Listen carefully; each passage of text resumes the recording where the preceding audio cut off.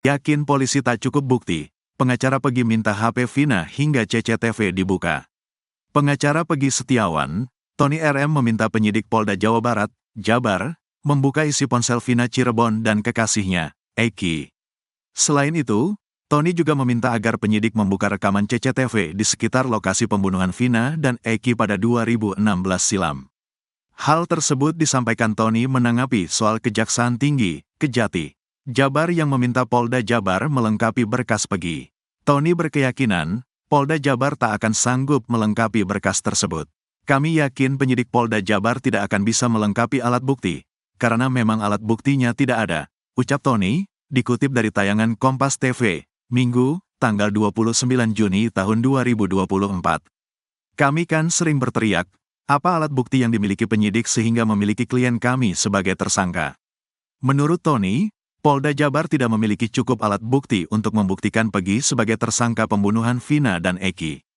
Karena itu, ia menyarankan Polda Jabar untuk membuka isi ponsel Vina dan Eki untuk mengungkap sosok pembunuh sebenarnya. Hanya ijazah, KTP, rapor, kemudian mencari-cari ada enggak afiliasi anggota geng motor, sementara alat bukti yang menunjukkan Pegi Setiawan pelaku tindak pidana pembunuhan tidak ada, jelas Tony. Kami jamin tidak ada, jadi buat penyidik sudahlah. Penyidik seharusnya melakukan penyidikan kasus pembunuhan Vina dan Eki, seharusnya berangkat dari handphonenya Vina Eki. Tony mengatakan, sejak awal Polda Jabar enggan membuka ponsel Vina dan Eki, serta CCTV di sekitar lokasi pembunuhan. Hal itu menurutnya perlu dilakukan agar tidak ada yang perlu ditutupi dalam kasus pembunuhan Vina dan Eki. Vina punya handphone, Eki punya handphone, diusutlah dari situ jangan ditutup-tutupi. Dari 2016 handphone Don Vina Eki tidak dibuka, CCTV tidak dibuka, kalau itu dibuka baru ketemu pembunuh sebenarnya, tandasnya. Polda Jabar tak akan berani main-main dengan Hakim Pra-Peradilan Pegi, diminta legowo jika kalah. Mantan Kabareskrim Komjen, Purn, Susno Duaji mengatakan, Polri dalam hal ini Polda Jabar tak akan berani main-main di sidang pra-peradilan Pegi Setiawan, tersangka kasus Vina. Bahkan Susno Duaji meminta Polda Jabar untuk legowo jika kalah dalam pra-peradilan. Awalnya, Susno sempat mengatakan bahwa ketidakhadiran Polda Jabar dalam sidang pra-peradilan perdana bisa saja merupakan strategi. Namun menurutnya, tidak mungkin Polda Jabar mangkir dari sidang agar perkara itu gugur. Sebab menurut dia, jika memang seperti itu maka akan mencoreng citra kepolisian. Apalagi pra-peradilan Pegi Setiawan kini disorot oleh seluruh rakyat Indonesia. Sehingga Susno Duaji menduga kalau Polda Jabar tidak akan berani main-main. Jangan ada dugaan negatif ingin mengulur waktu bahwa Polri pengen menang karena perkara itu gugur. Tidak mungkin, katanya dikutip dari YouTube Sindo News, Jumat, tanggal 28 Juni tahun 2024. Susno mengatakan, Polda Jabar tidak mungkin melakukan itu karena perkara ini sudah sangat terbuka ke publik.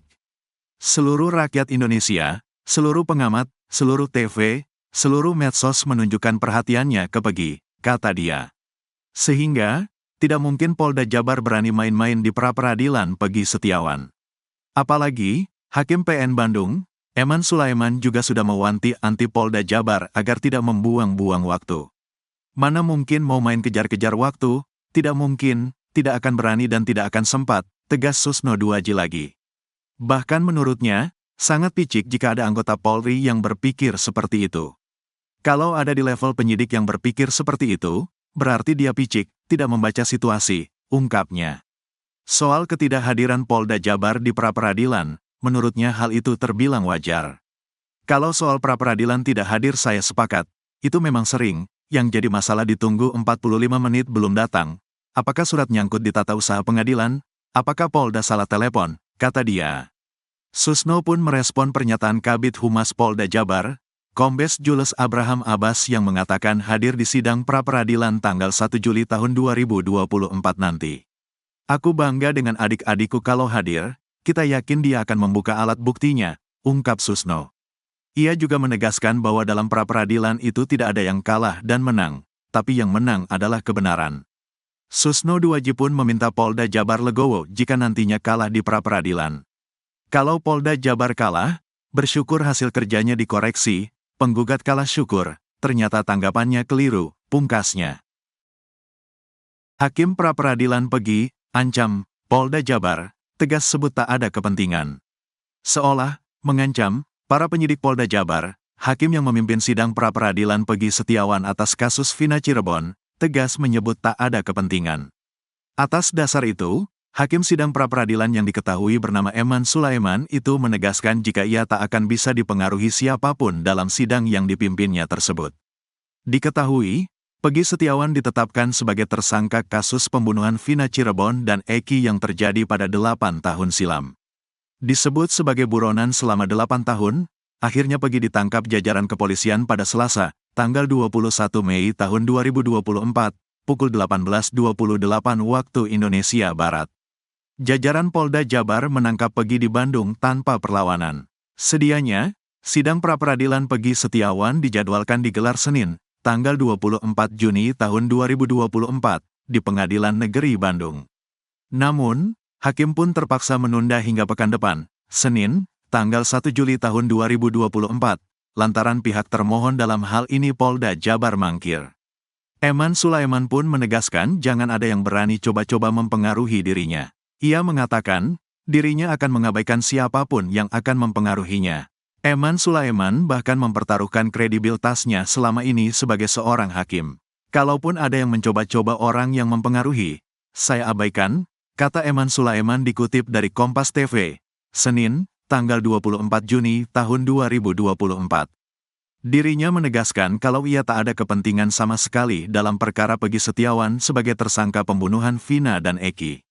Jangan sampai ada asumsi-asumsi aneh, kata dia. Bahkan menurut Eman Sulaiman, kredibilitasnya sebagai hakim sudah diketahui pengacara-pengacara di Kecamatan Sumber, Kota Cirebon.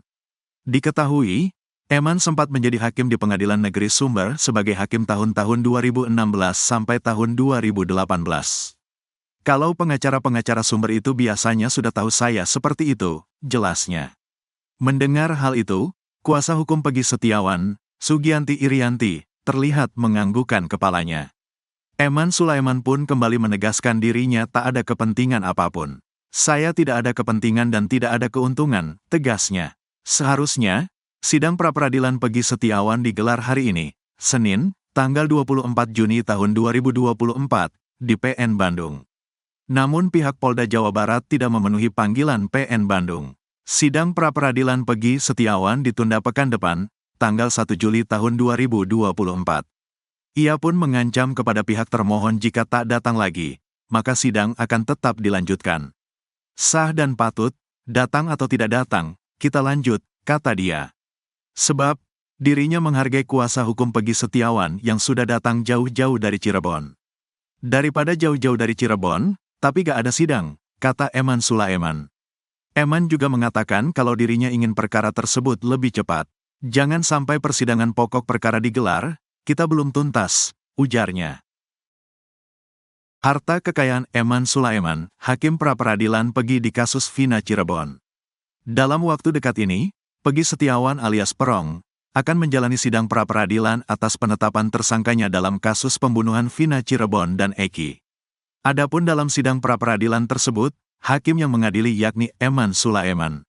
Eman akan bertindak sebagai hakim tunggal. Diketahui, Vina adalah gadis 16 tahun asal Kampung Samadikun, Kecamatan Kejaksan, Kota Cirebon, Jawa Barat, yang tewas bersama kekasihnya, Eki, di Jalan Raya Talu, Kecamatan Talun, Kabupaten Cirebon, Jawa Barat pada Sabtu tanggal 27 Agustus tahun 2016. Keduanya menjadi korban penganiayaan geng motor. Menjadi hakim tunggal dalam sidang pra-peradilan tersebut, sosok Eman Sulaiman pun menjadi sorotan publik. Tak terkecuali harta kekayaan sang hakim juga turut menjadi perhatian. Komisi Yudisial juga bakal menerjunkan tim untuk memantau sidang pra-peradilan tersebut. Sedangkan, mantan Kabareskrim Polri Komjen Pol, Purn. Susno Duaji menyampaikan permintaannya kepada hakim tunggal di pra-peradilan untuk tidak menggunakan saksi dari penyidik sebagai alat bukti. Pasalnya, Susno melihat ada peluang Peggy Setiawan memenangkan gugatannya di Pengadilan Negeri Bandung. Susno Duaji menganalisa penyidik sampai saat ini masih kesulitan mendapatkan alat bukti selain keterangan saksi yakni AF dan Dede. Meskipun, Peggy Setiawan diduga menjadi dalang pembunuhan kasus Vina Cirebon yang terjadi pada tanggal 27 Agustus tahun 2016. Susno menilai saksi yang diajukan penyidik sangat lemah. Sementara itu, ada sejumlah saksi yang menguatkan alibi dari Peggy Setiawan. Selain saksi lemah, lanjut Susno, pihak penyidik juga belum memiliki cukup alat bukti forensik yang menguatkan Peggy sebagai tersangka. Alat bukti lainnya untuk membuktikan Peggy sebagai tersangka juga sulit didapat seperti bercak darah korban di baju Peggy Setiawan atau bercak sperma di tubuh Vina. Pasalnya, kasus ini sudah lama tak ditangani. Jadi kita tunggu hakim yang adil, katanya. Sementara itu, penasihat Kapolri, Irjen Pol Purn Arianto Sutadi merespons baik digelarnya sidang pra-peradilan Peggy Setiawan dalam waktu dekat ini. Ia meminta agar hakim di sidang tersebut untuk berhati-hati dalam menyidangkan Peggy Setiawan. Pak Hakim juga nanti mestinya hati-hati tuh jangan seperti hakim-hakim yang dulu tahun 2016 langsung main potong, main membuktikan, main memutus seperti itu hanya dengan bukti-bukti yang kelihatan simpel, tambahnya. Biodata Eman Sulaiman. Eman Sulaiman ditunjuk oleh Pengadilan Negeri Bandung sebagai hakim tunggal dalam sidang pra-peradilan yang diajukan Peggy Setiawan. Pengajuan gugatan pra-peradilan Peggy Setiawan saat ini sudah terregister di laman Sistem Informasi Penelusuran Perkara, SIPP, Pengadilan Negeri, PN, Bandung, dengan nomor perkara 10, PIT, PRA, 2024, PN Bandung.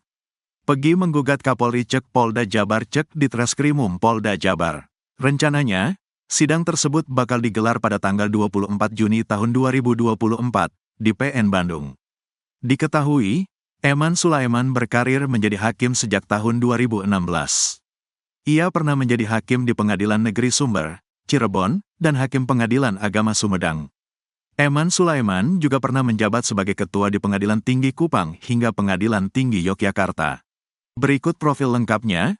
Nama, Eman Sulaiman, S. Hanif, 197541020000121, pangkat, golongan, pembina tingkat 14, BTMT pangkat, 2021-04-01 jabatan, Hakim Pengadilan Negeri Bandung TMT jabatan, tahun 2021 sampai 07005 tempat lahir, Karawang tanggal lahir, tanggal 10 April tahun 1975 pendidikan, S1 tahun 1999 riwayat jabatan, Pengadilan Negeri Bandung sebagai hakim, 2021 sekarang. Pengadilan Negeri Wonosari sebagai ketua, tahun 2019 sampai tahun 2020. Pengadilan Negeri Rotendao, Kupang sebagai ketua, tahun 2017 sampai tahun 2018. Pengadilan Agama Indramayu sebagai hakim, 2018. Pengadilan Negeri Sumber sebagai hakim, 2016. Pengadilan Agama Sumedang sebagai hakim, 2009. Diklat, Mahkamah Agung RI, Teknis Justisial Harta Kekayaan. Dikutip dari laman Laporan Harta Kekayaan Pejabat Negara, LHKPN, KPK, Eman Sulaiman memiliki total harta kekayaan Rp294.031.507. Hartanya terdiri dari 2 rumah dan 1 unit sepeda motor. Hakim Eman Sulaiman tak memiliki mobil. Eman Sulaiman juga tercatat memiliki utang Rp480.434.229. Berikut daftar lengkap harta kekayaannya. Idata harta tanah dan bangunan Rp720 juta. 1. Tanah dan bangunan seluas 421 meter 2/421 m2 di Kap, Kota Pemalang, hasil sendiri Rp600 juta. 2. Tanah dan bangunan seluas 104 meter 2/104 m2 di Kap, Kota Bogor, hasil sendiri Rp120 juta. B. Alat transportasi dan mesin Rp6.500.000. 1. Motor, Honda NC11CF1 CAT tahun 2013, hasil sendiri Rp6.500.000. C. Harta bergerak lainnya Rp12.400.000. D. Surat berharga Rp0. E. Kas dan setara kas Rp35.565.736. F. Harta lainnya Rp0. Subtotal Rp774.465.736. II. Hutang Rp480.434.229. II. Total harta kekayaan, 1-2, Rp294.031.507.